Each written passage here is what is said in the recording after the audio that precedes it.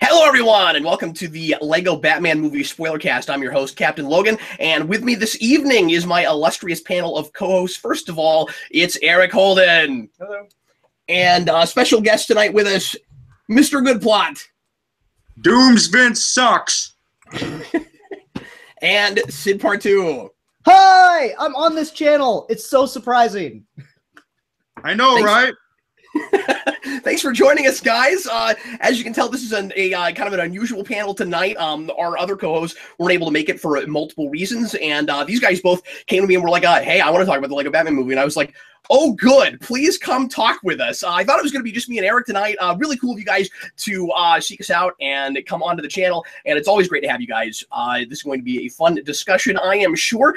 Eric and I did a How We Felt About the other day, and so we're going to let you guys, as I often do with Spoilercast, start us off. We're going to go to Ian and Sydpart2, both of them. He brought his clone. We're gonna talk to Ian and to MrGoodPlot and find out how they felt just after they left the theater. Give us a best thing and a worst thing, or at least one good thing and bad thing, if you guys would. And that will start us off on our wonderful adventure into Lego Batman world, and then we'll get into as much of the nitty-gritty spoilery details in the next hour. Let's start with Ian. And Ian, like I said, tell me how you felt about this movie as you walked out. Were you elated, or was it just okay? And your best thing, worst thing? Go ahead, sir. Okay, so for those that don't know, I grew up on Lego. That was my thing. That was my go-to toy growing up. So 2 years ago when we got the Lego movie, I was really interested in that and then just blown away by how amazingly good it was. So then when they announced this was coming out, I was so ready, because we've had a lot of really dark Batman stuff lately, and it's nice to have some lighthearted stuff, but it's even better to see it all wrapped up in Lego, so it's like the perfect package for me. Walking out of the theater, I just grinned 10 miles wide on my face. The jokes, every single one of them landed for me. It was so perfect. It's just the right kind of thing for me, because one of my favorite things in Batman is Bat God, the Batman that can do absolutely anything without question because he's Batman. And so this is like a parody of that, which is just, it's perfect on so many levels for me. Best thing, just probably the way Batman and Joker's relationship was written here, because not only is like a really fun, silly version of Batman and, you know, kind of crazy version of Joker and everything, but they get a really interesting take on the dynamic that I feel a lot of people, cough, cough, Suicide Squad, miss completely. And that's always disappointing. So I was really happy that not only did we get a fun Batman movie, but we got a good Batman movie that actually got the relationship down. Worst thing, and this is going to be me as like an animation guy, and I even grabbed this movie, the Lego Batman movie that's just the film of the video game animations. The animation is slightly inconsistent with the Lego movie in some of its world building stuff, and I can get more specific about that eventually, but I just thought that was a weird inconsistency between the two, and it didn't quite work for me. So, yeah. Good plot. How did you feel walking out? Yes. Yes. Well, walking out of the theater, I've, like you, Cap, I've already seen this movie twice, 2 times. And after both times, I think my overall thought was that, I believe my overall thought was that it's sort of a relief to have a DC movie that has no pressure or no high stakes whatsoever. Just a movie where you can just do whatever you want with it and have no problems, no pressure of whether or not it's gonna suck or if it's gonna be good. Just like I feel like that was the mentality for this. Whereas with the live action movies, DC almost cares too much with how they're going to turn out. Whereas with this, they just give it to a bunch of Batman fans, and they're like, okay, go nuts. Here's the properties. Just do whatever the hell you want. Have fun. And so that's and as SZA, that's sort of refreshing to see. You know, just a DC movie, just be a DC movie without any high stakes.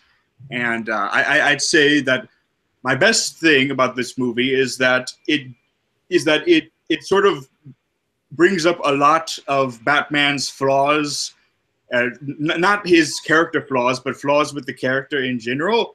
And it's a lot of flaws that I have thought of every now and then, like how he does think of himself as a god, and how and the whole thing with like, especially during that party scene where they point out, like, wait a minute, if Batman's such a great vigilante, then why are all of these criminals still going around doing everything? Shouldn't they have already been gotten rid of by now? Like, shouldn't he have already finished his job a long time ago? So, and so that's stuff that I've always thought of before, but the reason why I never thought of them much is because I've sort of been, like, brainwashed by these movies and TV shows to just ignore that. And so this movie brings that into the forefront and makes fun of it. And I just was kind of flabbergasted by that, because I just realized, oh, wait a minute, I've been brainwashed this whole time. I actually should be thinking about these flaws and weird things. The veil has been lifted. Exactly. And my worst thing, I'd say, is some of the jokes felt like low-hanging fruit some of the time. Like when Joker lists off all of the obscure supervillains from Batman's past in recent years, and then at the end he's asked if he made some of them up, and then he said, nope, they're all real, they're worth a Google. And I'm like, oh, you're kind of showing that you probably Googled most of those by saying that. And well, that's a good point. And sometimes I can tell a joke isn't that good if it's one that I would have come up with, and that sounds like a joke I would have come up with.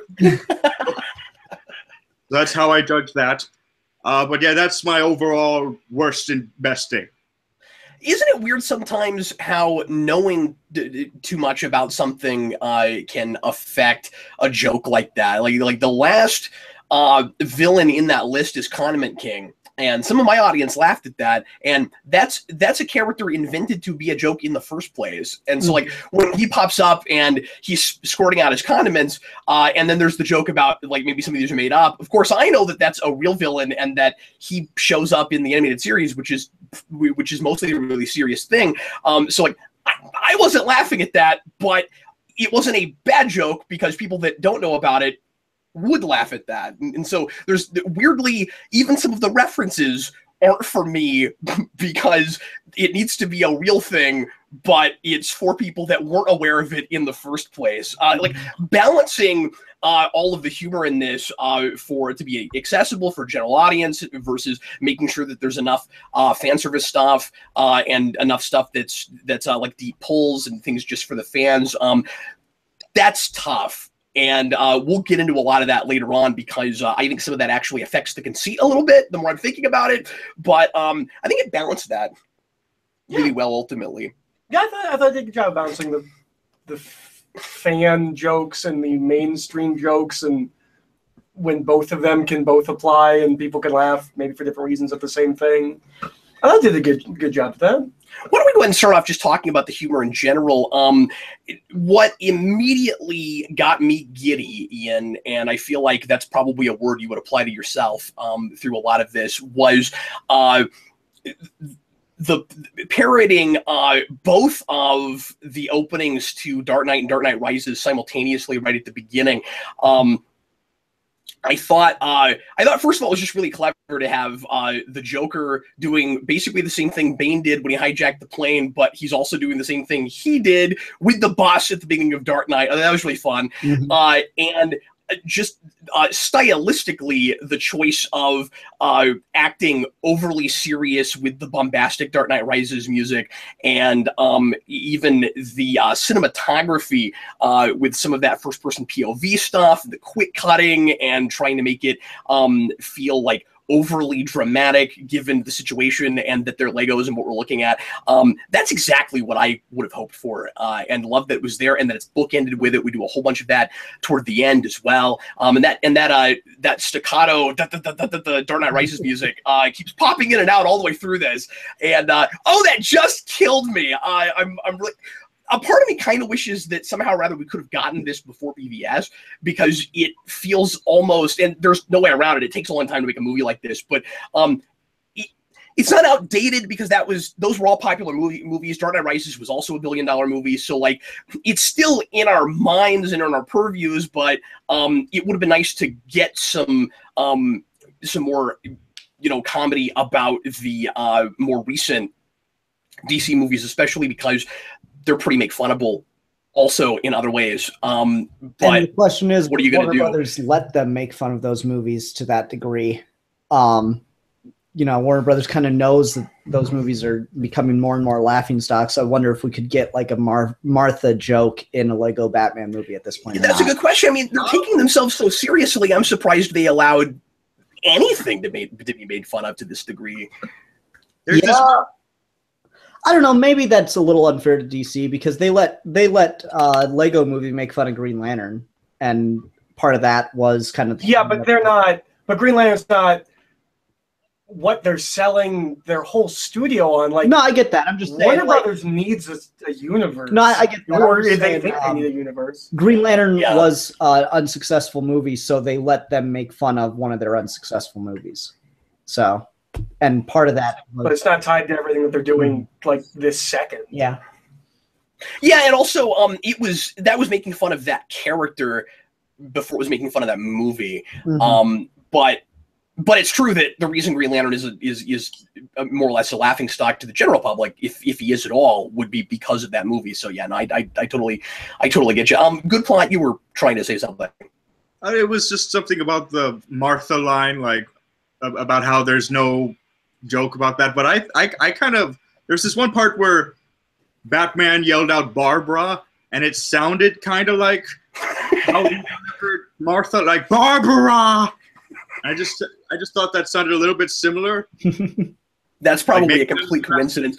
I mean, again, like the real question is going to be whether or not we see some of that stuff in a sequel, if there ever is a sequel, because I don't know how much possibly could have gotten in from that movie, especially because you wouldn't have known, like you did with Bane, what things from BVS people took and made memes of and made fun of and that kind of thing before you started the whole animation process. Eric mentioned when we did the How We Felt About that, we kind of thought there would be somehow or rather that they got some of that in there with the trailer. And I think it was just because of that shot of him fighting Superman. Him fighting just Superman. Like the montage of all the things, all the movies he's had or whatever. Yeah, but that's the teaser. That was even, I think, the Comic-Con teaser, so they would have already had that probably, at least at some stage. I wouldn't be surprised to hear that was one of the last things they rendered. That might be.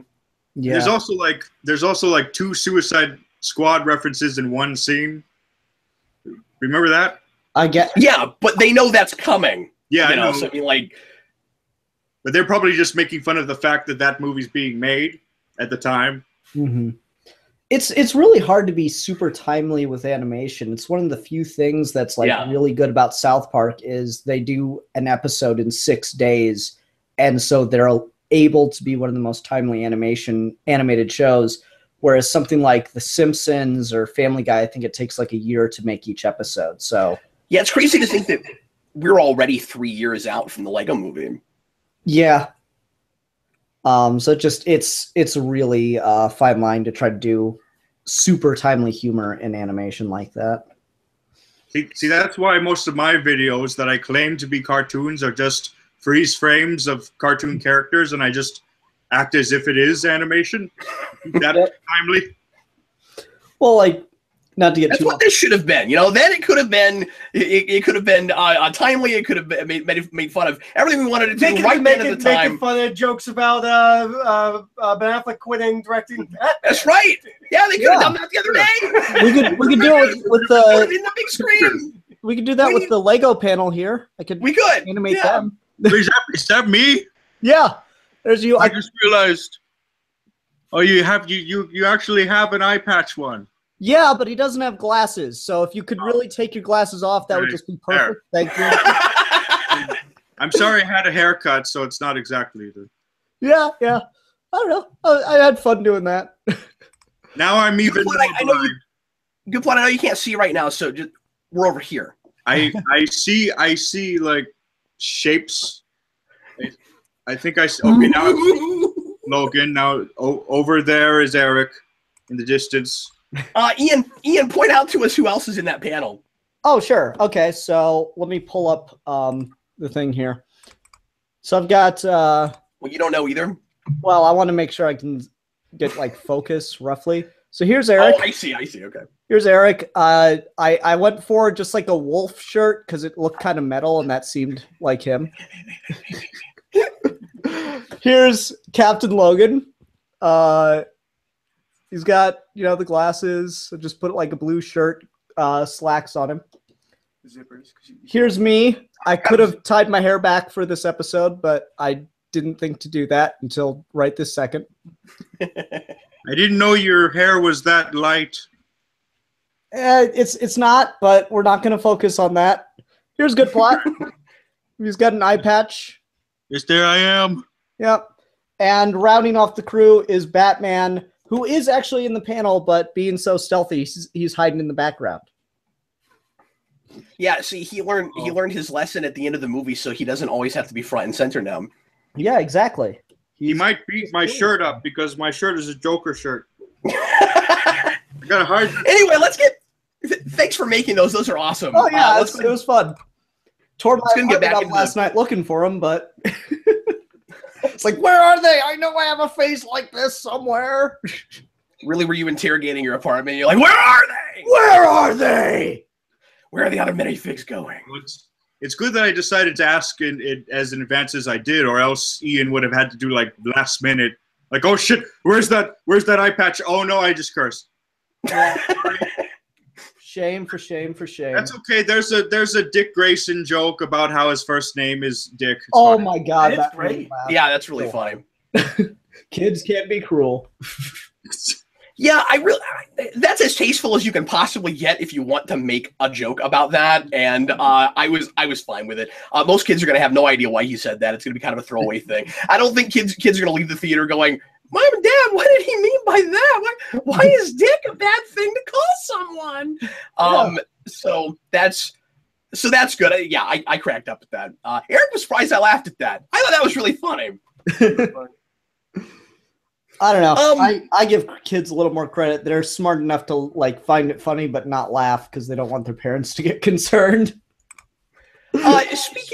Speaking of kids, I want to talk about because I'm such a stickler for POV. I want to talk about the kind of kids playing with action figures conceit of this and how that relates to the Lego movie, because the more I'm thinking about it, the more I'm of two minds about it, because I mean it's still a really fun conceit, and I love trying to read into it and paint a picture of whoever this kid is. And I kind of enjoy this time around that we don't actually know who it is, because it's ambiguous and you can kind of make some assumptions or do some guesswork. Like with the first movie, it feels like a bunch of commentary about corporate America at first, and to some degree it kind of still is, but then you get to the end of the movie and you find out that it's just about a kid whose dad is oppressing his desire to play with the toys the way he wants to because he's all business. And so I'm wondering the character traits that this kid has that leads him to giving Batman this particular character arc. It makes me wonder if he's not maybe part of a broken home. It makes me wonder if he's not maybe like the Robin in the scenario. I wonder if maybe he identifies most with that character. But when I say I'm of two minds about it, at the same time, there are way too many things that he knows about Batman and about the world, like, say, the Dick Grayson joke, where the movie has to have its cake and eat it too a little bit because it's playing to multiple audiences. So not everything can come from that kid's perspective. And the Lego movie had that problem, but I think this does even to a greater degree. It doesn't even remotely kill it for me, but the more I think about it, the more that starts to break down a little bit. See, I question if it's even supposed to be a kid playing with it or not, and I base that kind of off the animation thing I had earlier. Because, like, and I'll bring this up now. So this is the Lego Batman movie that's made from the cinematics of the second video game. In that movie, like, the water, sky, tree lines, stuff like that is just typical CG. But in the Lego movie, when we saw, like, the ocean, it was actually a Lego ocean. When we saw the sky, it was like Lego bricks making up the sky and stuff. In this, it kind of switches back and forth. Yeah. At times, it's the ocean. It's like just a typical CG ocean, typical CG sky. Like when they go to the Phantom Zone, those are just CG generated clouds. They're not trying to make it look like Lego. When they needed something to be big in the Lego movie, they just constructed a big version of it out of Lego. They didn't digital Lego, but they constructed a big version of it. It wasn't just a superimposed larger version. Whereas in this, like when the block with the lights on it talks to Batman at the very end, it's a superimposed large, like, close-up of the brick. So I question where that, like, it's probably overthinking it, but I question if that's a hint that this is kind of somewhere in between those two things. Yeah, and I don't know what that means exactly, and I kind of doubt that we'll ever get an answer to it. Which is why I'm back and forth. Did this have a lower budget than Lego Movie? I doubt it. Yeah, I didn't after all the success of Lego Movie, I doubt that they'd give this a smaller budget. Yeah, I wouldn't think so, but that would be an answer. Yeah, especially because with Batman's popularity, you'd almost think that you would think of this first, before you would think of the Lego Movie. Maybe, and but they already built the system to make all that stuff. So I don't know. It seems like just a weird backtrack in that case. Then. But by the way, on your theory about the kid playing with the toys, I'm also on the boat that might still be the case, and that it might be someone else. Like it might be a different kid playing. Yeah, I'll give you my theory here in a second on who I think it is. But go ahead. Well, my theory. Hopefully, this is not your theory, but my theory. Well, by the way, the floating talking brick is named Phyllis. Oh. And she's voiced by the unbreakable Kimmy Schmidt. And she mentions her boss, or Batman mentions her boss, and she refers to the boss as she. Yep. Sorry for stepping on your toes, but yeah. So this is probably being played by a girl. It's a girl. Yep. And that's that's fun, and that's likely why Barbara Gordon not only has such a big role in this, but also why she's the commissioner and why she's older. Again, reading too much into this, it is too much fun to do that. So indulge me. I'm gonna. Again, if it's a kid from a broken home, then it could be a situation where she's like identifying more with the mother, and or like the mother's out of her life or something, and she's trying to create like a female, a mother figure to look up to. But anyway, yeah, that was where I was going to go with that good plot. And that's the only hint we get whatsoever of what that is and what hands are behind this whole thing. But good plot, like, I'm with you. This is another place where it seems to be having its cake and eating it too. If you've got to read it, it can just it's easy to say, and like I was a little disappointed with that too. It's that they didn't make everything out of bricks this time, or make it look like everything's made out of bricks this time. But you can read it as things are so big in this movie that some of it just has to be left up to imagination. Or like read it as what I did with Legos when I was a kid, which is just take them outside, which don't do that because you will lose them, and play with them on stuff. Like I would do that. Okay, like but that doesn't explain the lava, because the lava's not made of Legos, I don't think. Orange soda. That's how I did lava when I was a kid. Oh, okay. That was a fun line. Blood. No, I don't want blood. Okay. Are you okay with lava? Yeah. So that's my best theory. Is if it is a kid playing, then it's a kid playing outside. I don't know how they did the Phantom Zone. I'm not going to go that far with it. They managed it somehow. I love the operatic singers in that section. I want to know what exactly they're saying because I know it's hilarious. Yeah. I'm so sad I didn't get a chance to go see this a second time before doing this. I ended up up on the cotton balls. I ended up having to see it twice in a row, and I do not regret that at all. Me neither. You know what's interesting about my viewing experience was that each one had a different type of crowd seeing the movie, and they're both the type of crowd you would normally expect to watch an animated kids film. The second crowd was filled with kids and their parents, and the first crowd was filled with grown men who were drunk and high. It kind of enhanced the experience that time. Which was the better audience to see the film with? I know, right? Because they would laugh, and the laughs were infectious, even though they would laugh at things that weren't that funny. But I saw it with a group of parents who were sticks in the muds and looked like they didn't want to have to be there, but their kids loved it, and their kids were all adorable and a joy to watch a movie with.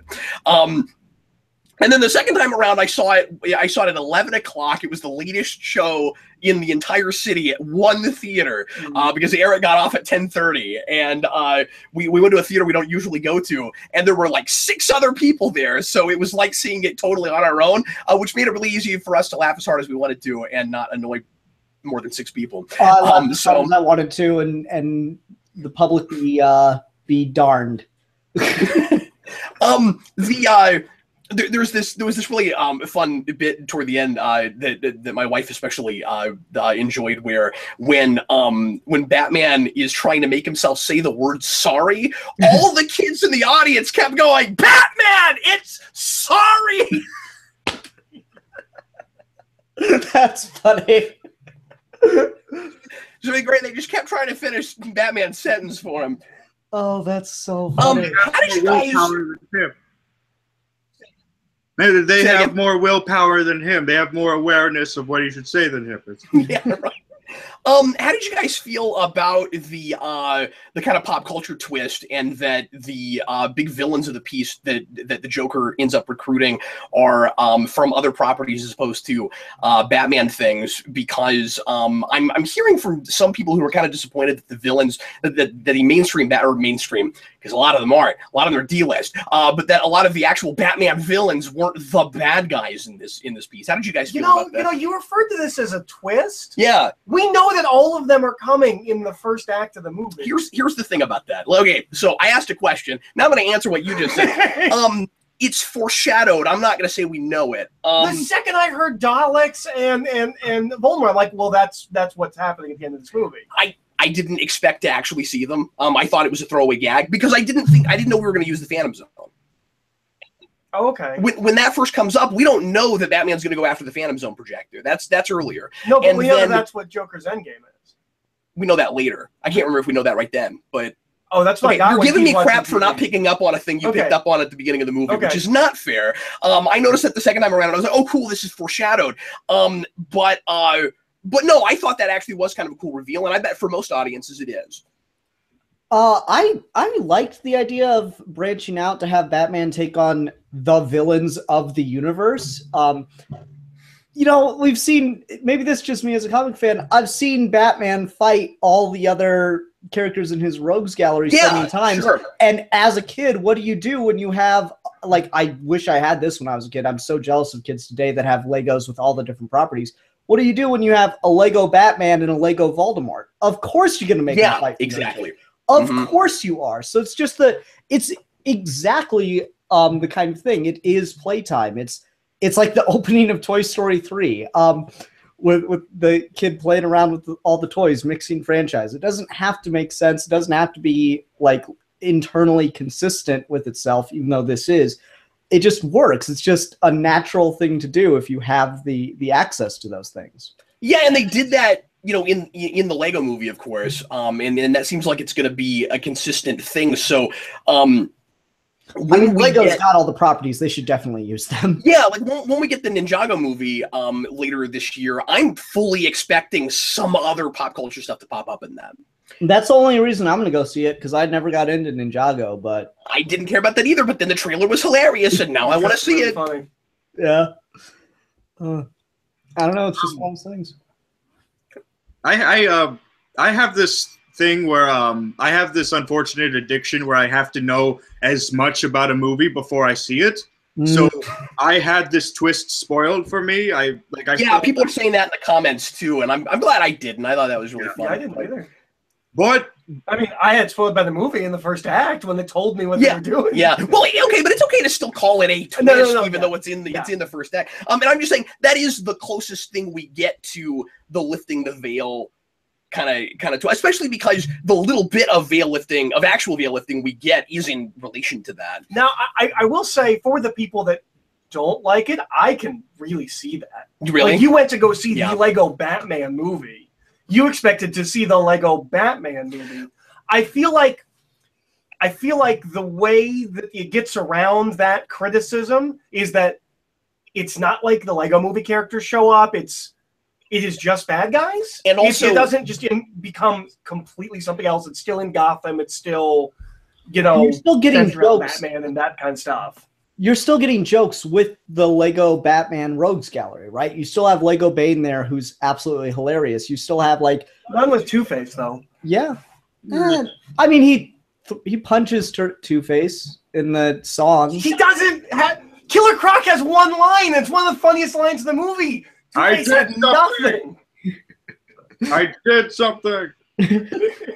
I really like the design. Can I just say, I really like the design for Killer Croc. I've not seen that fig anywhere, and now I really want it because it's just a really unique design for the character in Lego. To make him like more of an alligator. Mm-hmm. to your point, even though he's a crocodile. To your point, a second ago, Eric, and I'm gonna have to go back to the POV thing for a minute to bring this up. Yes, I'm with you, especially for people who didn't see the Lego movie or didn't like the Lego movie, but were still kind of interested in this because they like Batman things.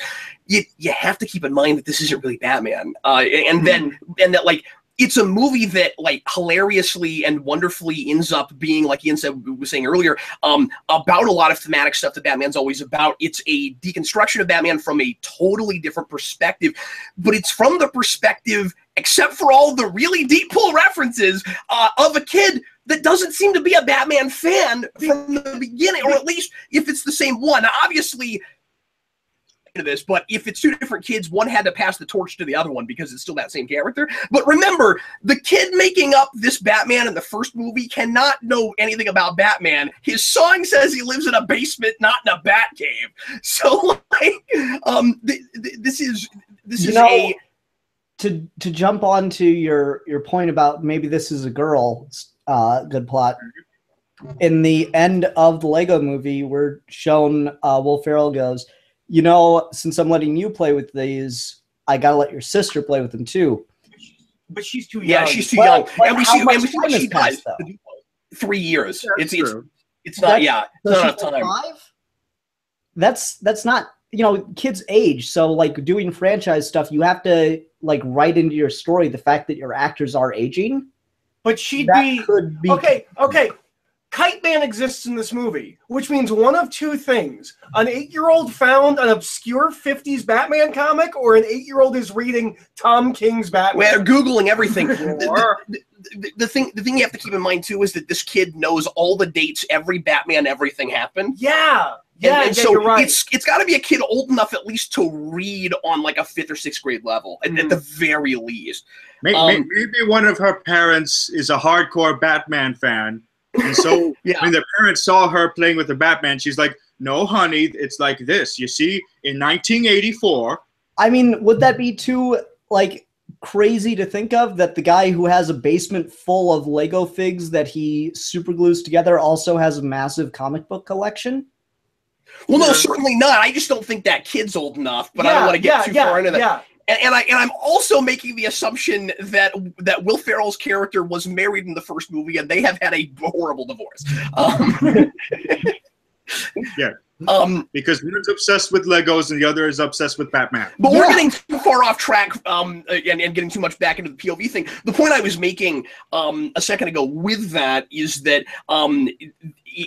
it's, again, I understand that disappointment for people, but I don't think they necessarily like get what this is. See, I think moving forward after this movie, they will never be able to have this again. Yeah. I don't think it's unfair to have gone into the Lego Batman movie and thinking that you were just going to get the same kind of humor, but it was still going to be all Batman stuff. I think that's a fair criticism is the wrong word, but disappointment. But not if you look at the trailers, because I think they did a really good job of making sure that people knew this was not bad. Like, I read a comment today on our How We Felt About, where somebody was upset with just the very notion of Batman and Barbara Gordon like being an item, and I'm like, that's all from that Bruce Timm stuff, and everyone hates Bruce Timm now because it kills. Well, sure, but again, even with that kind of background and stuff, and if we had never had that, like, it's not looking at any of that stuff. It's a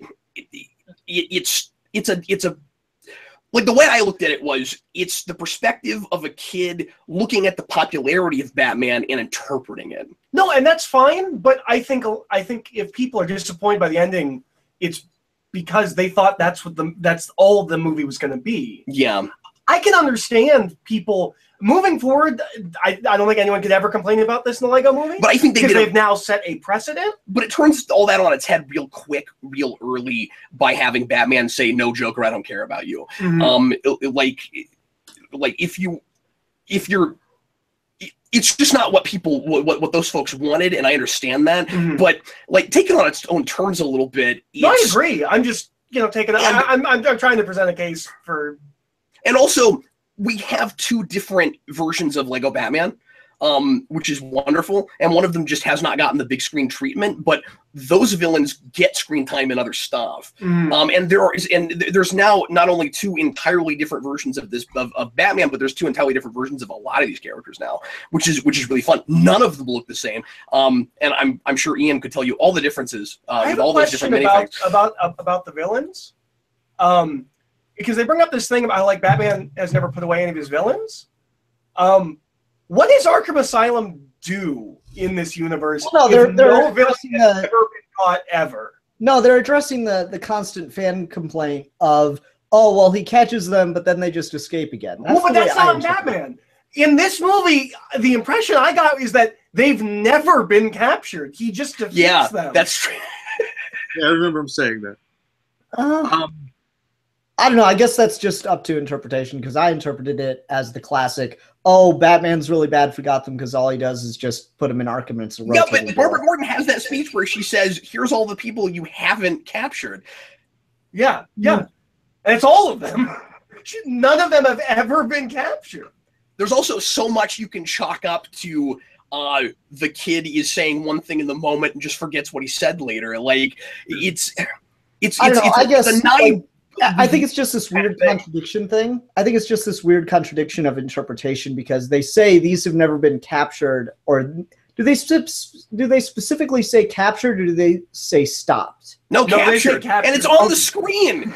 They all say not captured, not captured. Like, but then we see them in Arkham clearly captured. But that's Joker, right? After Joker, never mind. But Joker did that. Yeah, again, I've only seen this the once, so I'm going up against the line. That's okay. I've also only seen it once, and that was like 2 days ago. Yeah. And I haven't slept since. Speaking of Arkham Asylum, second time I saw it, and Eric and I both noticed all these things. Arkham sandwich is this one? Yeah, Arkham sandwich. Every sign inside Arkham Asylum is a joke. And when he's in his cell, there's a sign you pointed out to me that I didn't notice, because they just look like "Don't poke glass." Don't poke glass. And then I was like, oh, that's really funny. I guess I'm gonna start reading more signs now, because they just look like normal innocuous signs. Right next to it, backwards on the glass, it says "No stationary." And then there was the sign pointing to the Arkham Asylum Museum and Gift Shop. I thought that was pretty great. I want to go to the Arkham Gift Shop. Real quick, back to they sell crowbars there. I'm sure they do. Go ahead, good plot. Back to the twist real quick. Even though I had already known about it, the movie actually made me forget about it because at the beginning, when they have all his villains show up right at the beginning, when they show that in the trailer, it seemed like that should have been the climax. So when you see that in the beginning, it makes you think, well, wait a minute, if you're doing this now right at the start, then what are you going to do for the rest of the movie? And so ramping it up, bro. Yeah. And so I think that's a good thing, is that you have the audience like wonder, wait, if you already did literally all of his villains, what are you going to do for the climax? And then you get right. Let me we're all gonna stay on top of each other and become one big Batman villain. They kind of do that, and then that's how we stop Cataclysm from turning into No Man's Land. That's so great. That's such like a. Oh, by the way, we remembered that we're Legos. We remembered we're making movies with guys that stick together. Yeah, when they all started standing on each other's heads, I was like, oh yeah, I guess that would hold together better than if I just grabbed onto Eric's feet and. But yeah, that whole good plot. I thought like 5 things I wanted to mention about that whole thing. Having all the different characters from different Warner Brothers things is also at the same time a big advertisement for a number of things. Suddenly thrown in the middle of this movie. They're all Warner's things, of course. I found out who the big sea monster is. Oh, who it's is the Kraken from Clash of the Titans. Oh, but it has like a Godzilla blast. I don't know. That's what Wikipedia told me. It literally has a blue fireball that it shoots out of its mouth. I thought it was obvious that wanted Godzilla but couldn't afford it because it's King Kong and not Godzilla. Yeah, I thought it was like they really wanted to just do generic Godzilla. I thought it was obvious that it was the Kraken. Was I the only one who immediately understood that? I spent the whole movie. Cap can tell you. I was like, who's the big sea monster guy? Who's the big sea monster guy? I mean, there's also Medusa, so I thought that was a giveaway. That was Kraken. I didn't assume that they were connected. Not necessarily, because but it's not necessarily that version of Medusa. Well, I mean, that's what it says in Wikipedia is Medusa and Kraken. But I didn't know that going in. I didn't look at all that stuff going in. I didn't either. I saw that afterwards. I thought because the movie erased his memory, as we've already established. I thought for most of the movie that it was an unusually large version of the creature from the Black Lagoon, but then I remembered that it had too many limbs for that. And so we already see the creature from the Black Lagoon too.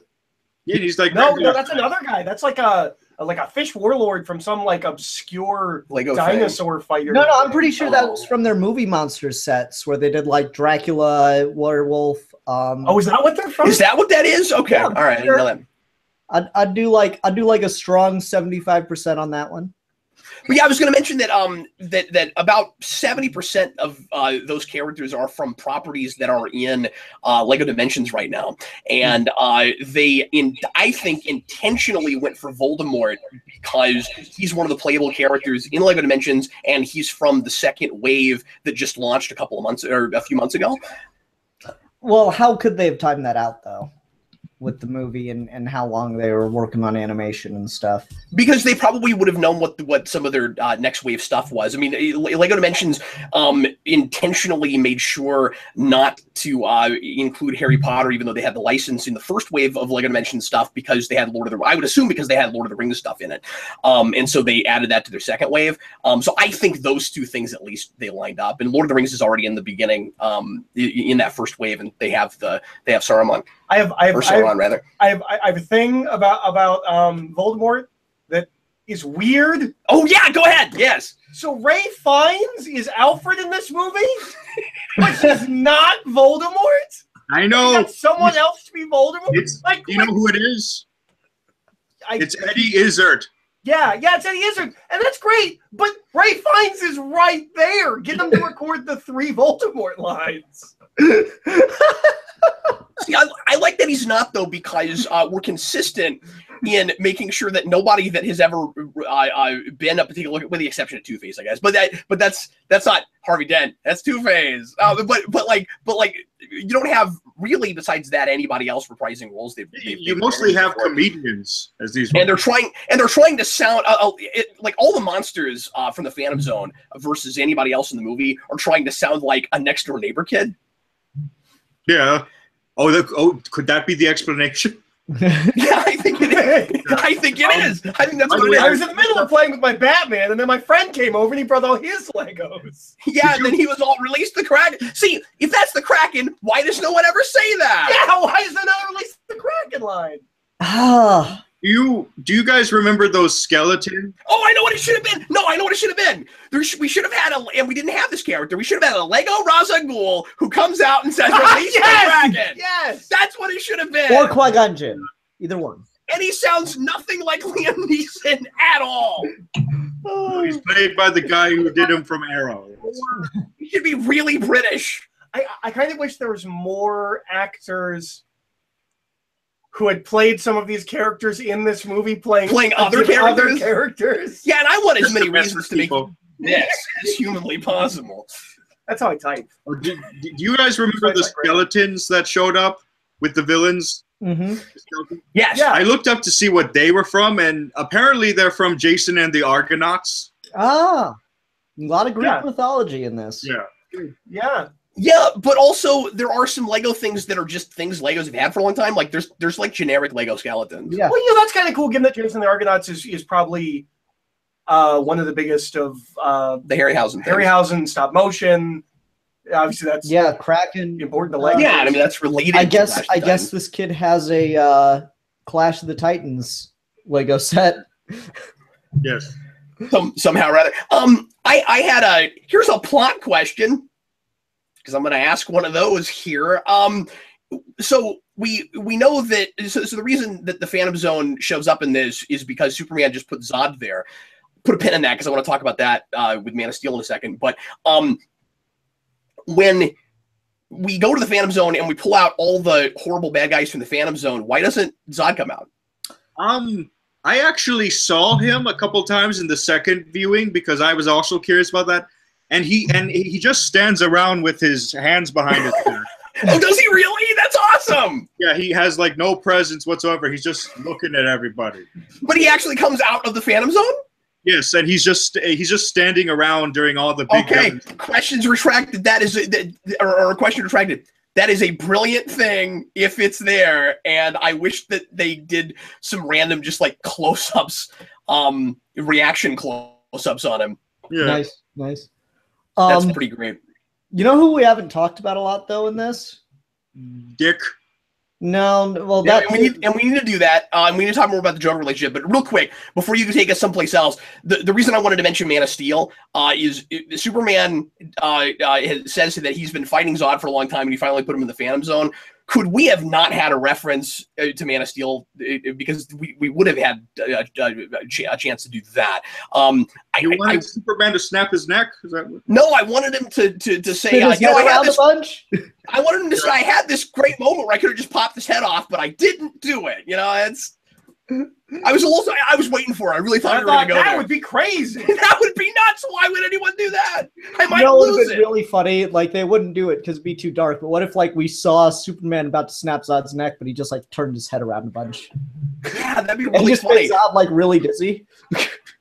Like he pops it off and he goes, "Ah!" and then Zod just like gropes around for his head and then grabs it and puts it back on, and then Superman's like, "Oh, He's so I dark. retract my That'd be like a Forest Fire 101 video right there. I would not be surprised if he did that.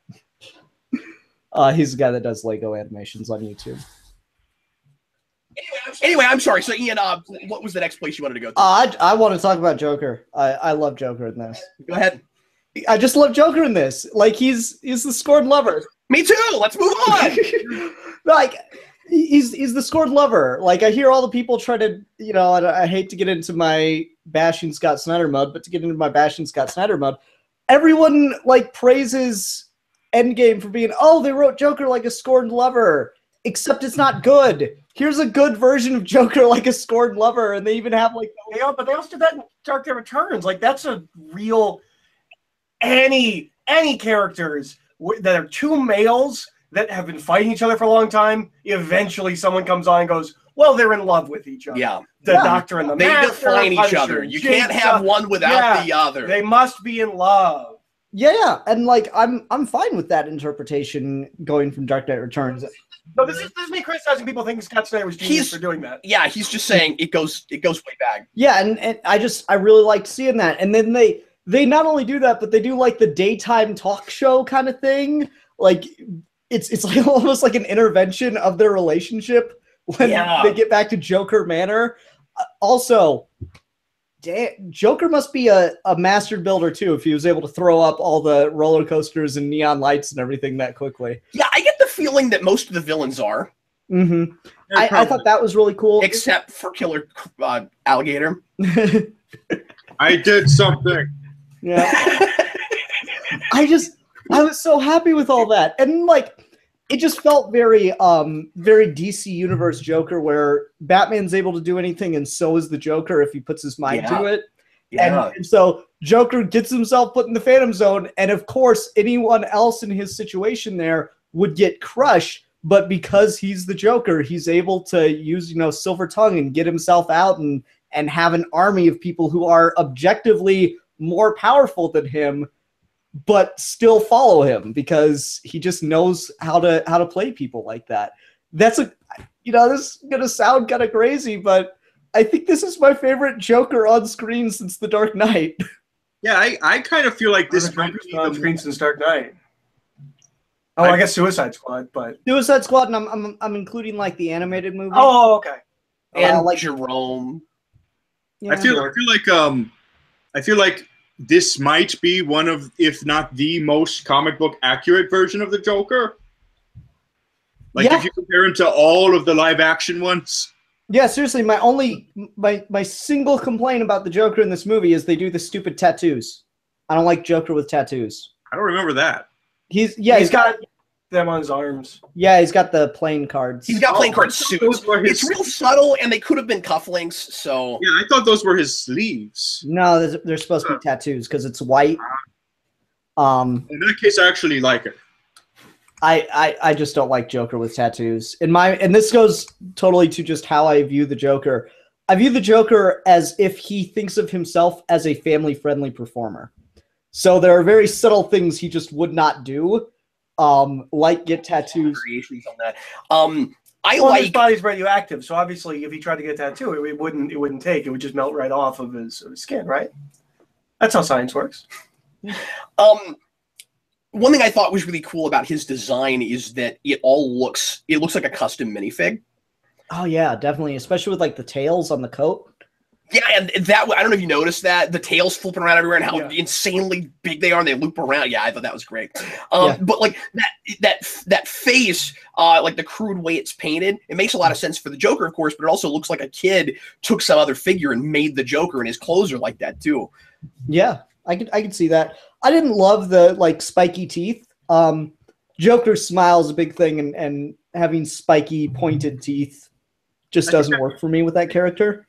But I like it as, again, an interpretation from a kid. Where this kid's like, okay, this is supposed to be like this. Like maybe he or she saw The Dark Knight once, and that's what that character felt like to them. And of course, that's more or less the version that is most influencing this character. You know what's really troublesome thinking about the kid playing with Joker and Batman? Mm-hmm. All of the double entendres of like, I fight around, I fight a lot of people. That's really troublesome thinking that a kid knows what they're saying. One of his parents slept around, and that's why they talk in front of the kid. Cap said it yeah, I'm telling you guys, kids know more than they know their parents realize. Yeah, exactly. And again, some of this stuff does break down after a while because they play somewhat fast and loose with that. But I'm not saying kids don't understand, but I don't think they're this clever. Like I was kind of late to the party when I was a kid, so I can't relate to this. Yeah. Yeah. Sorry to bring that down. Do we have to explain it now? Please, Are you still please getting to the When party? when a woman and man love each other very much. But then stop one. I figured it out eventually. It just took a little longer. When I was 20. I loved the way Jeffrey I just love that the way they did the relationship of the scorned lover thing. It's the relationship on the rocks, and it's all just to get Batman to admit that he cares about him in a hateful way. It's perfect. You think Yeah, and I like that there's a moment toward the middle where Batman seems as bad or worse than the Joker, and that this is a Batman who is like definitely causing as many problems as he solves. You know, we talk about this all the time. I've written about that a lot, especially with the Arkham games. The notion that if Batman would just stop what he's doing, maybe the city would be better off. But what would it be like in the long term when he's not setting that example? This is we've simplified this down to this is a Batman who is causing more problems than he's solving, because it definitely is all about him and nothing else, but in a much more like Iron Man narcissistic kind of way. And then and Iron Man sucks. That's why Iron Man sucks. It works for me. And then when you get to the end, this is a Batman who actually has his opportunity for change and takes it. Batman's stories are almost never stories in which Batman learns a lesson and grows, and it's almost always he refuses to change. That's why he's endearing. And I know Dan hasn't seen this movie, but I really want Dan to watch this, because that's why Dan doesn't like Batman. Batman refuses to change and grow, and this is a kid that almost seems like a young Dan Torrey playing with Batman figures, being frustrated that Batman never learns anything. We found it out. We just figured out. Which is not how I see Batman, but I get where he's coming from. Anyway, that's all I had to say about that. Can I go back to Croc real quick? Can I just say? Well, sure. Go ahead. Go right ahead. The huge coincidence that the one thing Croc does in the movie that he's proud of is also the one thing he did in Suicide Squad, the movie. The bomb underwater. That's true. That probably was a coincidence. And a lot of people are saying that, well, no, they did make fun of a really recent movie because he says, I did something. That joke could still have happened without Suicide Squad. Yeah, I never took that as a Suicide Squad joke. Yeah, I don't think so either, but they also might have had that script and made that joke, but then it makes me wonder why wouldn't they have the BVS script? Yeah. Also, you guys were talking earlier about contradictions regarding the plot. Yes, and I wanted to mention a couple more of those. Thank you very much. Good plot, keeping us on point. Go ahead, sir. A contradiction that I saw that maybe is sort of explainable is that they keep acknowledging all of Batman's history, like all the movies and everything he's been through, all the series, and yet he's completely new to. He just met Barbara for the first time and Robin for the first time. I think that's fine within this universe. Yes. I think what he means is that when, and again, it's really hard not to sound like you're reading too far into this stuff. When Alfred goes back through all the dates and he's like, and this happened, and this happened, and this happened, it makes it feel like all those events are somehow or rather in a more comedic way, probably canonical, but then they can't be. I think it's the point that he's making. Yeah, and so I guess they have, and he says I've aged really well. So I guess they happen, except for the things that we don't want to have happen. Oh no, I guess not. Because okay, we have a Barbara in the '60s show. We have a different Barbara, but is not a Barbara Gordon, and and even Batman animated series is referenced. So, although not in that. In the same way, it's not in that list, but yeah. Yeah, I don't think it's meant to be thought about that much. It's not. It's hard. I mean, you have to just chalk that up to they wanted to reference all the screen stuff, so there it is. Yes, it's just a joke. I don't think you can go too far with that one. Yeah, no. I just thought it was something worth bringing up. But there are a couple of kind of sloppy things that Eric will probably tell us about right now.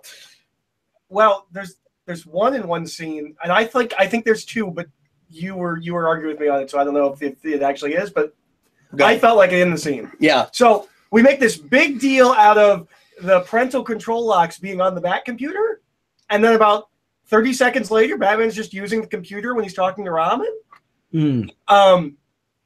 and there's no explanation. And I'm pretty sure. It's because Alfred wanted him to interact with Dick Grayson, and now he is. And Alfred does make Dick Grayson come into the Batcave, so he doesn't unactivate the parental locks. Not that we see. And then we don't see Alfred after he lets Dick in the Batcave, though. No, I think we do. Dun dun dun. We do because this is the other thing in that scene that I think might be a slight continuity error is Batman says to Alfred something about raising his son in front of Dick, and then they get in the plane and he says, oh, but my dad, Bruce Wayne, he's like, I'm also your dad. I was like, wouldn't this have been brought up a couple of minutes ago when he said my son? And I gotta look at it again because I don't remember him actually saying that in front of him. Because Alfred says you need to raise your son, and he's like, my what? And then he sees him on the monitor. But I don't remember him saying exactly the phrase his son or my son again after Dick comes into the Batcave. But you're claiming it was there. Yeah.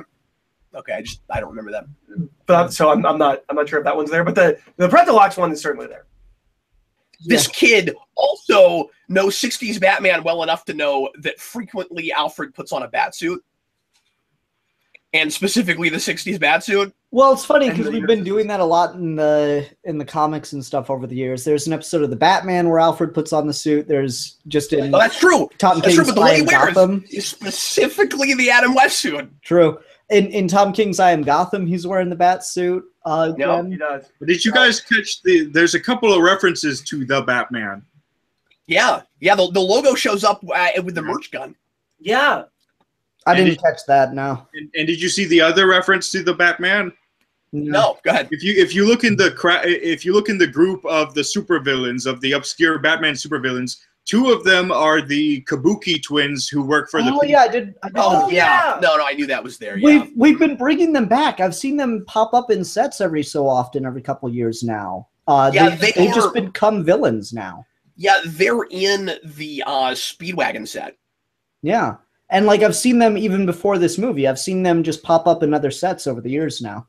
So I think I guess somebody at Lego just thinks they look cool and wanted to make minifigs of them. Or they just want more ninja stuff for Batman to fight. It's true. I'm kind of disappointed. I'm kind of disappointed we didn't get any Brave and the Bold exclusive characters into there. Like Meister or Equinox. They went with a somewhat similar Clock King. They did do a Clockhead Clock King. And I imagine you were probably really happy about that, Captain. You know, I wasn't surprised, although I don't think Cavalier showed up. Cavalier's not in this film. You see, Eric's Clock King is Cavalier, and he was sad that there was no Cavalier. I'm sure. Well, you just got him in. He's not in anything. Nobody ever gives Cavalier the time of day. He was in Rooftops. Except Tom King. Except Tom King, and put him on the same page as Clock King when he had all those obscure characters. Oh, God. It's like obscure Batman Renaissance. Yay. You even had like the leader mutant from Batman Returns, and that makes no sense regarding the timeline. I'm gonna make a guess that Kite Man's gonna be the new Killer Moth.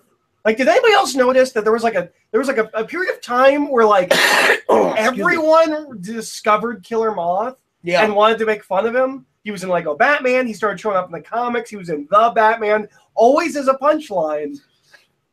And then then Tom King brings in Kite Man, and he's in this movie. I think Kite Man's the next one. Yeah, was Crazy Quill here? Hell yeah. Yes, Crazy Quill was here. I think that's going to happen with Crazy Quill, too, although there have been scary Crazy Quills. Yeah. I'm sorry, were you going to say him? You know what's a lot easier to do? You know what's a lot easier to do is just list off the villains that aren't in the movie. And that's true. Like Ra's al Ghul. Ventriloquist is shocking. I thought he'd be a no-brainer for this, but I didn't see Ventriloquist. Mad Hatter, Professor Pig. Wow. Professor Pig's I mean, none of the Morrison villains are here. Well, yeah, but they put him in. Although the Batman. Although I'm convinced that Barbara Gordon because she looks like Jezebel Jet, and they put her in an outfit that is the purple dress, and she has black gloves.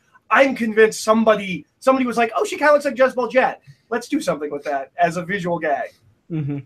Just for me, I assume. Just for this one guy named Eric.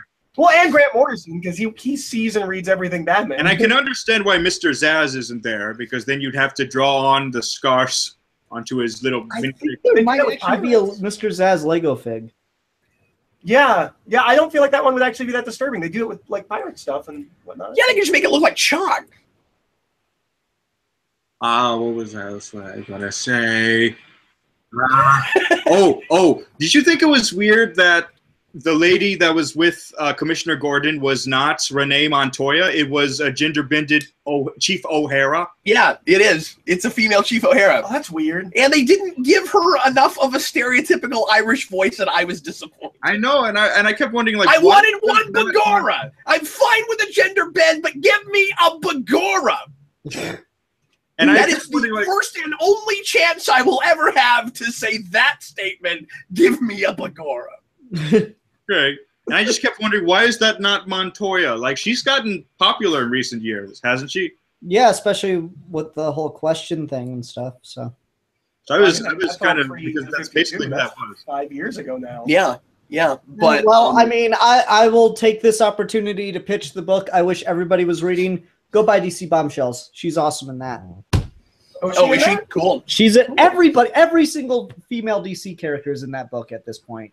And it's amazing. It's just the best. Yeah, I need to read that. I've heard great things. Are all the superhero moms in there, like Ma Kent? Not yet. No, no one connected to the male superheroes directly has showed up. Here's we've yet to have we've had male supervillains, but no male superheroes yet. It is entirely an all-female book. Guys, we are over an hour already, and there's a couple of major things we haven't talked about yet, so maybe 10 or 15 more minutes, I'm thinking. Can I have a slightly negative point? Sure, but I just want to mention before you do that we haven't talked all that much about Barbara Gordon, and we have said nothing about Robin yet, so we need to make sure to get to those things, and the family dynamic at the end, and the fact that Alfred gets a lot of action, and it's hilarious. Go ahead. We should probably be reviewing this movie. Yeah, it's just an idea I had. I don't know. I thought I'd keep us on point. Go ahead. Okay, so I know no one's going to agree with me on this, and I just hate fun and everything. But I'm not saying it's a problem with this movie, but I'm saying I'm drawing a line at the end of this movie. I'm done with ironically using 80s pop songs. It's not funny anymore. This is the last time I'm going to laugh at that. Oh, you didn't like the Michael Jackson song? No, in this movie, I'm fine with it, but I'm getting really tired of it. We're doing it in everything, specifically kids' movies. The entire Despicable Me 3 trailer is just 80s songs. I don't know. We're just doing it all over the place, and I'm done with it. And okay, I but didn't watch this problem movie here. No, so I don't know why you're bringing it up. Because I was thinking about while I was watching the movie. Okay. Because I was like, I've seen this done a lot. Well, I'm not done with that. I'm done with it being done tastelessly and too often. There's a lot of reasons to do it here. One of them is because I don't know. It just fits this material. Lego Movie did some of that. Did we use Prince? No, and there's a Prince mention. Although, well, I was going to say maybe his estate wouldn't let them, but then they have to at least still have access to the '89 stuff. They should have. They should have used the Bat Dance as a villain. The half Batman, half Joker. Oh, brilliant! They should have. Oh, that'd have been cool. I want that for a whole movie, though. That is a great idea. But here's the thing. One of my only music complaint is a similar one. I love the Michael Jackson stuff. I like the bit at the beginning when he says "and now reading," and his, by the way, if there's not a Will Arnett doing Batman commentary when this comes out, I'll be real surprised. He's doing a commentary to his own movie at the beginning, and it's just brilliant. And all important when he when he's reading the lyrics to "Man in the Mirror," I absolutely lost it. The problem is we're reusing that joke. I told you about this. We're reusing that joke where the male protagonist sees the girl he's all excited about and all time stops, and we do the 80s song. I didn't like that we did that again. Because the Lego Movie did it, and then we did it twice, and I am a little bit worried that some of these jokes some of these repeated jokes in these movies are gonna get real stale real fast. I hope they're careful and they start getting away from it. We saw in the trailer for the Lego Ninjago movie that they're doing that bit where somebody, where the hero is talking and the villain says, "Wait, stop, back up." They do that here. I think they do that in the Lego movie. We got to be real careful about that because we've got the makings of a great shared universe here, but the difference between this and obviously something like Marvel Studios, and even, well, I won't mention that one, but there's some other stuff happening now.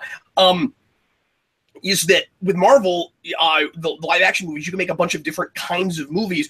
This is humor of the same ilk every time, no matter what the property is. We got to be real careful about that. Yeah, and like that's still my biggest problem with the Marvel Cinematic Universe is I feel like they keep using a lot of the same characters, a lot of the same plots, and just mixing it up ever so slightly. So I could see how that could get to be a problem really quickly. I do question maybe the staying power of some of these jokes. Because I don't I watched the Lego movie before going to see this the night before, and I still laughed. I don't know, maybe it was just because I was tired. I didn't find myself laughing as much as I did the first time I saw it or times after that. So that could maybe be a problem. I'm not sure. I mean, that's with most comedies, right? Like, do you still laugh out loud watching like Ghostbusters? Like, yeah, I don't watch a comedy like a million times, but yeah, you do have a point there. I'm just saying, with especially if a lot of movies in the same franchise are using the exact same gags over and over again, that can get really stale really quickly. Like even more so than comedy will wear off. No, absolutely. But I did not have what you had that you mentioned how we felt about where you thought there were too many songs, too many made up Batman songs. I thought that was all fine. I love the intro song. I'm putting that on my phone. I want to make that my ringtone, damn it. I will say, the 9-pack joke got old for me. Yeah. Well, and you know what bothered me? I didn't need that to like be the big like payoff thing at the end. I don't know. I didn't care for that. And what bothered me is he doesn't. It's not like they drew like an extra one in the middle or something. He does. It's not designed as a 9-pack. What I think would be funnier is if he went through it. You know those things on Facebook where like it's like a triangle in a triangle in a triangle. It's like how many triangles are there, and you have to count like the triangles, but then the triangles that make the triangles. If he counted all of those as abs, and he's like, I have a 36-pack, or like whatever all of those would add up to. I think that would be funny. It's like I've got way more abs than you can get cans in a box of soda. But yeah, I don't know. You're right about that, but that's not the reason that I got tired of it. I guess, I don't know. Maybe that kind of joke's just not to my taste, but I got a little bit sick of it. I was like, okay, I get it. You're like really self-congratulatory and I don't know, that just worked for me mostly because I was making fun of Predators for being like frat bros the last weekend. So my head was just kind of in the like guys way too appreciative of their own body space right now. Oh, people are talking about comedies that they still go back and laugh at, and Manos brought up Airplane, and I'm Manos, and I gotta mention that the opening scene in the Airplane reminded me of Airplane, and I think they had to have gone back and looked at that movie when they made this. And I wish the autopilot was a blow up doll, but that's neither here nor there. That definitely reminded me of Airplane. Anyway, good movie. Did you want to go on to Robin then? Let's go on to Robin. Yeah, let's talk about that a little bit. Okay. Yeah, go ahead. I'm not a Robin fan. I never really got into the Robin side of Batman and Robin. He's just never my character. I know some people love him to death. I never really got into Robin until Damian, which was kind of the point of Damian. This was hilarious, though. The way that they used it. Like, I love that it's like the most stereotypical like thing that people make fun of Batman for is, oh, he takes a child to go out and fight crime. And so literally the way that Robin becomes Robin in this movie is Batman going, hey, you're expendable. I love that. That was just such a perfect gag on the whole thing. It's a brilliant explanation for getting and even for getting a kid that has like that bright of an outfit. I love that that scene where he's like, use the dark contours of your suit and blend those into the dark parts of the. It's all red and yellow. You And can't the cape do is that. sparkly. The cape is Yeah, and the cape is sparkly. the cape's more sparkly than a Twilight vampire. And it's just so like it's just an eyesore to look at. And he's wearing like short shorts and stuff. It's perfect. And what I kind of like is that when I was imagining Robin, this interpretation of Robin being paired, from the Lego movies version of Batman, I imagined like sort of the stereotypical depiction that we sort of see from Robin nowadays, where he's like the bratty kid who just wants to be on top, like how he is in the Schumacher films. The bratty type of Robin, which is sort of more like how Jason Todd is, I think. But so it was actually a relief to have this type that's complete the exact opposite, where he's not a brat. He's actually full of life, and he's open to everything, and he loves everything, and he's just a kid in a candy store. Well, in GoodPlot, they're clearly looking at all of the other versions of these, or the other Lego versions of these characters they've done already in the more like straight up adaptation into Lego from comics, because that Robin is that way. Oh, you mean Dick Grayson is? Yeah, yeah. That version of Dick Grayson is kind of bratty, and so they're intentionally going the other way from that. Oh, okay. What was the point of having him get in a Nightwing suit that doesn't look anything like a Nightwing suit? I wondered about that. Yeah. I want to go back and look at that because it reminded me, but I don't know if it's anything like the same. It reminded me of the Krypton Nightwing suit, but I don't know what the point of doing that would be. Also, Cap, you said that they're trying to embody like all of the Robins here. Do you think that's the reason why he looks kind of like Carrie Kelly? I never said that. Oh, sorry. Well, but do you think it's intentional that he looks like Carrie Kelly? No, I never thought of that. I did. When I first saw the trailer, I was like, is Carrie Kelly the Robin in this movie? Yeah, no, that's to me. Yeah, I mean, they made him obviously intentionally somewhat effeminate, but I didn't catch it. I didn't pick up on that. Well, I think he's got red hair. It's the goggles, though, right? Yeah, and the glasses. Yeah, that makes perfect sense. I just didn't think of it. It's the combination of both the goggles and the hair. Like, yeah, sure. Separate, maybe not, but the fact that you got both. Mm-hmm. Yeah, interesting. And it like has this sort of the same style where it's like a swoosh. Yeah. This is gonna be a really fun and interesting movie to eventually write about.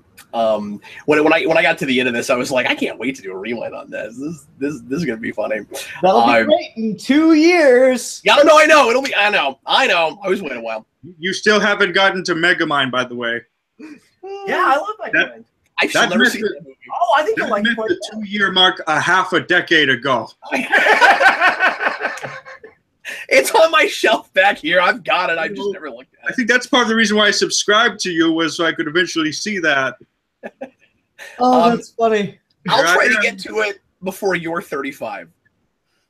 Wait, which one of us 35? Me, 35? Yeah, before you're 35, I'll try to get to it. Okay, you got 11 years. I'll hold you to that one. Other stuff folks would like to bring up and talk about. You mentioned in the how we felt about that you don't think it's as good, tight, or poignant as the Lego Movie. And I agree with all of those things. And the more I thought about it, I think I agree with that. I think it all comes down to just narratively. I don't like it didn't hit me emotionally in the same place. Like as a Batman fan, yeah. Oh, it's a fun movie, but the Lego Movie I think is a profound movie with really important things to say about society. This is a kids movie moral lesson. There's nothing special about I have seen this story before. I haven't seen it dolled up in Batman, but I've seen this story before in kids movies, and it's done well. And it's the natural place to go with the version they gave. Yeah, absolutely. But the Lego Movie, that's something special with something special to say. Yeah, no, absolutely. Yeah, I do like that. Like, it's not the same message, and as I said on the How We Felt About, it's a somewhat flipped character arc from the protagonist of the Lego Movie, which is cool. But I like, while it's not the same message, I like that imagination is still at the center of it, and with all the with all the pop culture references, in like other pop culture characters, it's still saying take all your toys and do whatever you want to with them. And I like all that all of that is there, but yeah, it doesn't resonate in the same way with the with Will Ferrell walking down the stairs in the Lego Movie. I teared up real hard. I didn't tear up watching this movie until I got to the song sung by the kid as Dick Grayson in the credits, and that got me. A little British boy. I just want all the minifigs from that song. Yeah. I'm gonna have a really hard time not buying more things from this movie. You mean when they're all wearing white? Yeah, and like Like a cult. There needs to be a service. I'm gonna put this out into the internet. I'm sure there exists, but there needs to be a service that you can pay, like when you go to like a store, like depending on, like, it'll probably be range based on the price, but I should be able to pay to have a Lego thing pre-built for me. So I don't have to build it, but I can have it and feel good about having it. You don't know how to play with Legos if you want that. No, I'm awful at Legos. That service should never exist. No. Shame on you. But he doesn't want to play with them. He just wants to display them. Yeah, I just want to have them look cool. Yeah, and they're also model kits, so that's okay. The building's half the fun. It's half the fun for you. You like to build things. I don't like that half. What if he doesn't? I like the other half of the fun. Well, then you don't deserve the fun that is Legos. That's why I don't own Legos. Ian, I have to respectfully disagree with you. Not only do I think you're wrong and that should be a service, but I think you should be the one providing it. If I got to sit around and play with Legos all day, there's no way I would let anyone else take them. You would pay me and give me the set, and I would build it, and then you'd come get it. I'm like, oh yeah, that's gone. And like I just closed the door so you couldn't see. He's like, but I made you this nice framed 8x10 photo of it. Just want a display piece, right? Yeah, there you go.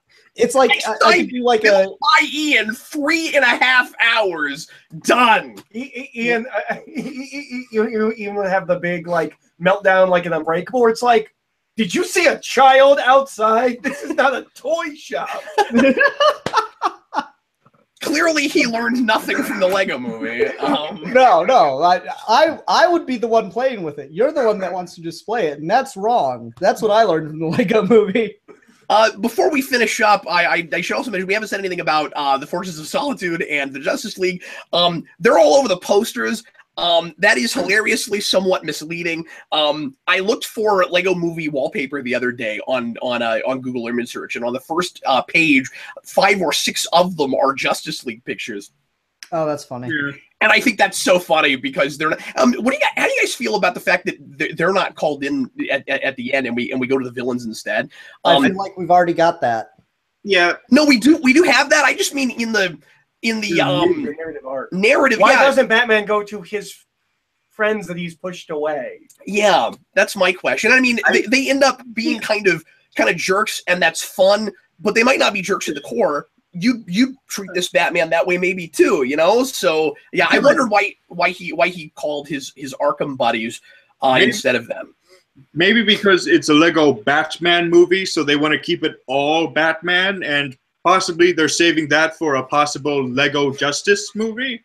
Possibly. Yeah, see, you're giving me great reasons, marketing-wise and strategy-wise, but for the sake of the story, I don't think Batman would go to Arkham. Maybe they just continued to keep partying and they just didn't care.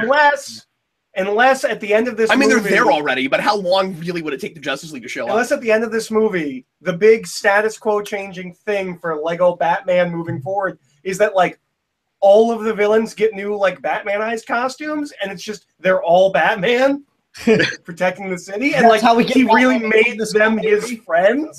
That's pretty funny, since we do that, of course, with his real friends, with Alfred and with Batgirl, yeah. Yeah. No, that's how we get Lego Batman Inc. There we go. I'm okay with this. I get the feeling that this is a 37-year-old Batgirl. That's kind of the feeling. Rosario Dawson, so it's weird because she even has that line, "Don't call me Batgirl." Like, well, yeah, but she doesn't say "Don't call me Batgirl." She asked if she can call him Batboy because he called her that. Yeah. And she didn't seem mad about it. She was like, "Okay, but only if you're a bad boy." I mean, I really liked, for whatever reason, the idea of her becoming commissioner, and then she puts on the suit. Like, where are all the cops, though? She's the commissioner of police and fighting with Batman, and there's no cops anywhere to help. And that's a drop thread, story-wise. Is that she makes this big deal about how the police are going to make a more concerted effort, and they're not just going to press the button. And then we never get back to that. I really like the idea. Relationship with Batman. I really like the idea that the kid behind this doesn't say. Well, I was just gonna. No, I'm with you. I wish that came back. You know, like because she's like, I love real laws, and that was really funny. Oh, and the whole man, Batman's. I don't like anything I don't like anything you just said. And then the whole commercial for Commissioner Gordon was like, she cleaned up Bloodhaven with compassion.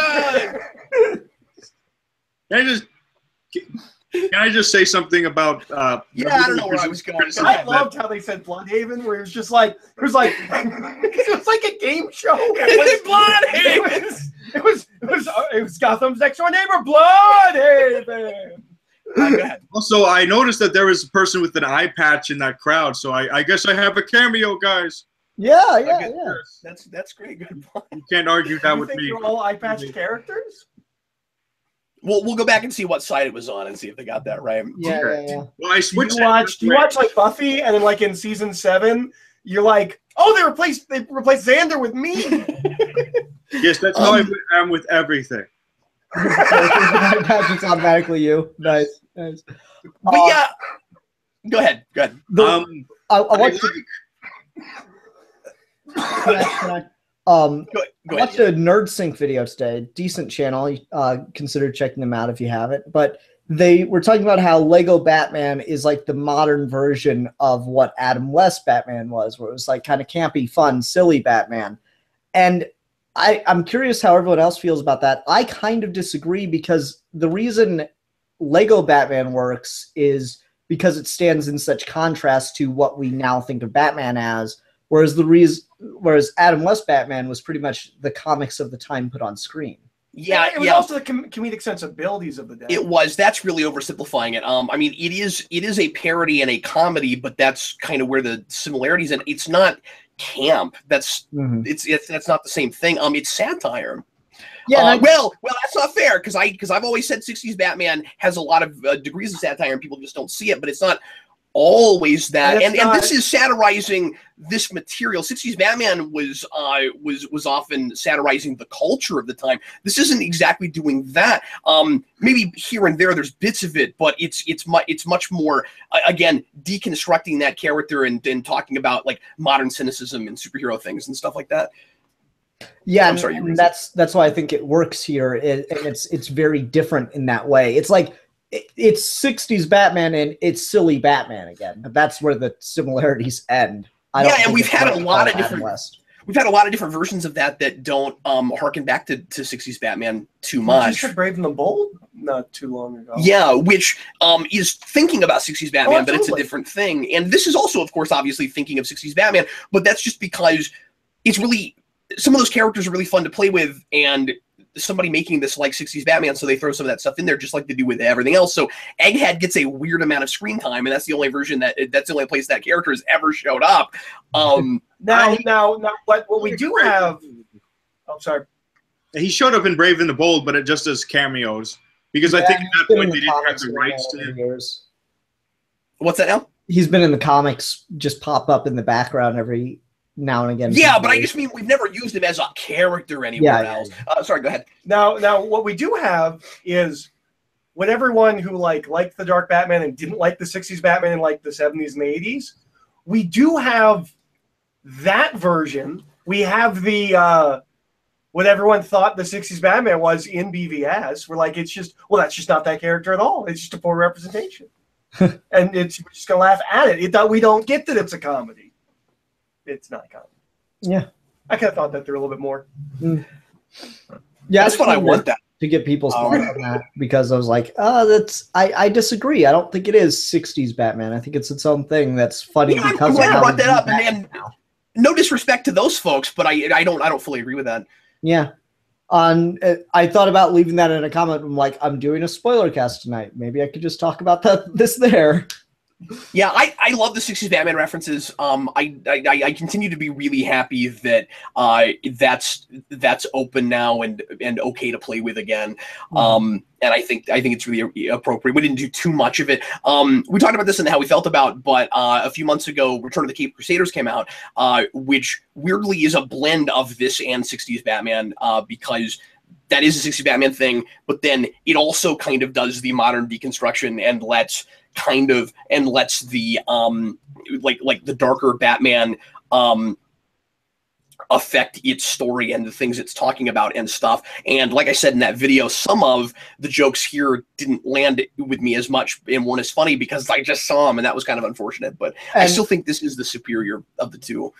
And I haven't seen that movie, so all the jokes work perfectly. I assume there's something with we're going to hit them so hard that words describing the impact spontaneously appear out of thin air.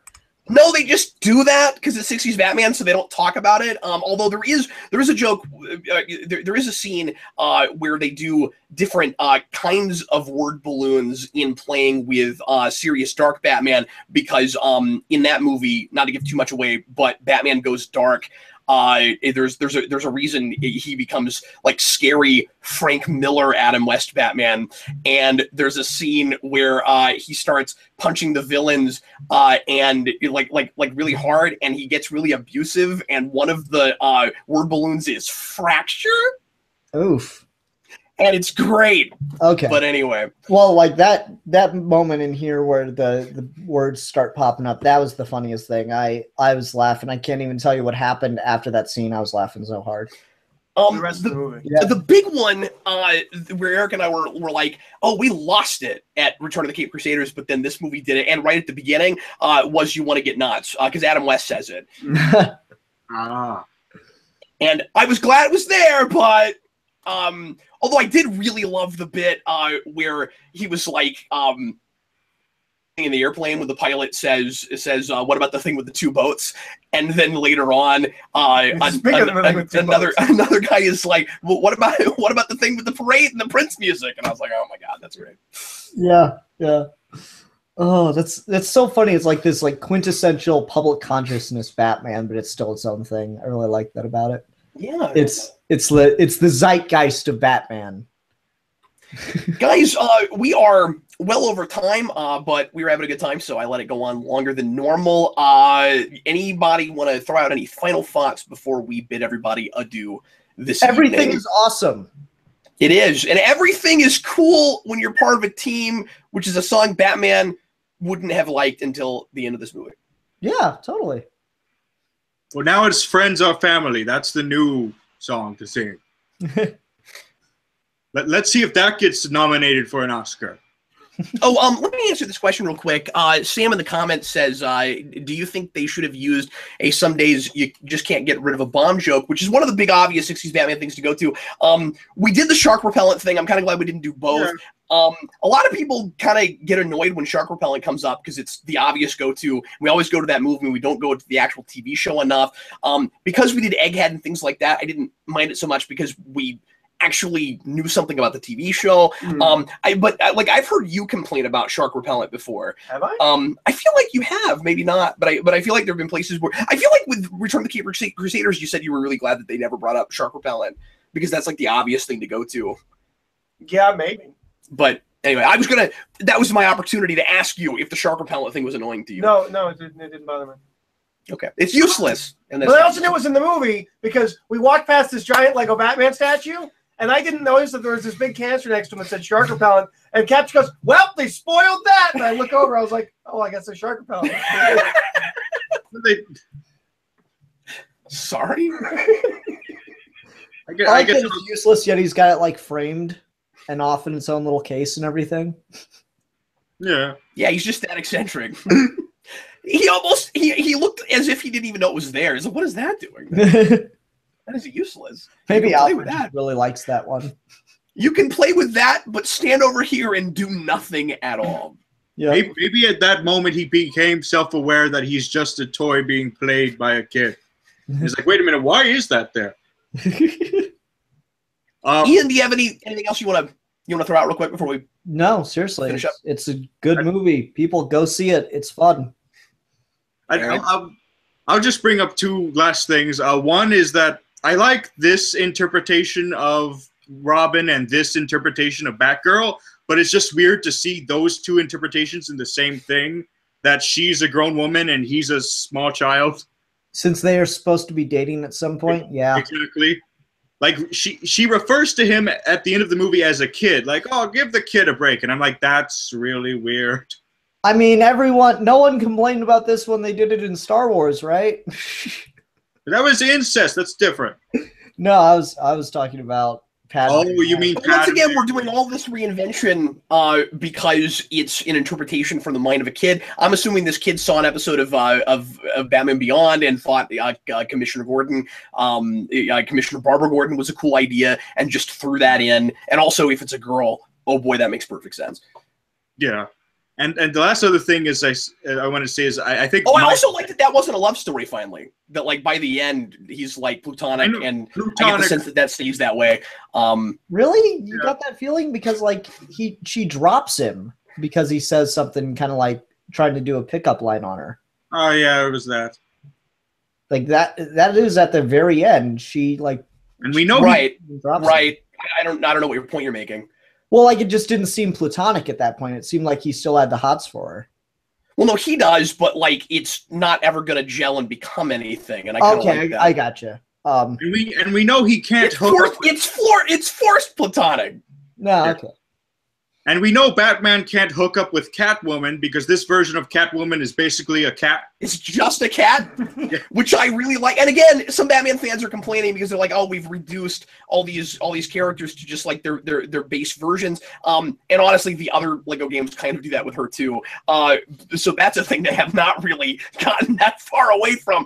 But again, I hate to be a broken record, but I like that some kid that doesn't know all that much about Batman except a whole bunch of research apparently is like, oh, Catwoman, she's a cat. And also for some reason voiced by Zoe Kravitz.